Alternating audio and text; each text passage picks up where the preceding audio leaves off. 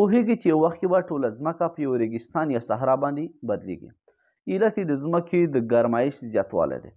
د ځمکې په سطحه یا فضا کې د کاربن ډای اکساید د زیاتېدو په نتیجه کې د ځمکې ګرمایش زیات شوی دی د پخوا په پرتله باندې.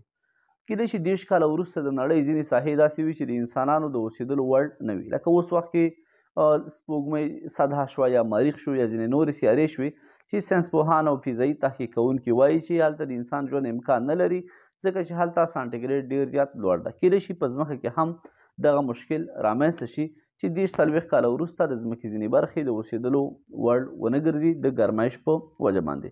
خو که چیرې د ځمکې د ګرمایش په همدې شکل باندې روان وي، ممکن 1000 کاله وروسته ټول سمندرونه تخریب شي، اوبه یې تخریب شي د ګرمایش په وجه باندې او ټوله ځمکه په یو ریګستان باندې بدله شي.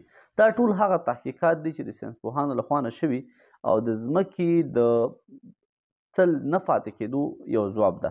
ملحدین ادعا کوي چې ځمکه چې په کوم شکل باندې دغه دنیا ده په همدې شکل به تر ابد پورې موجوده وي، نه د دې جوړونکی څوک شته نه ورانونکی. خو دغه ټول هغه دلایل دي چې ځمکه به حتما یو ورځ پکې له منځه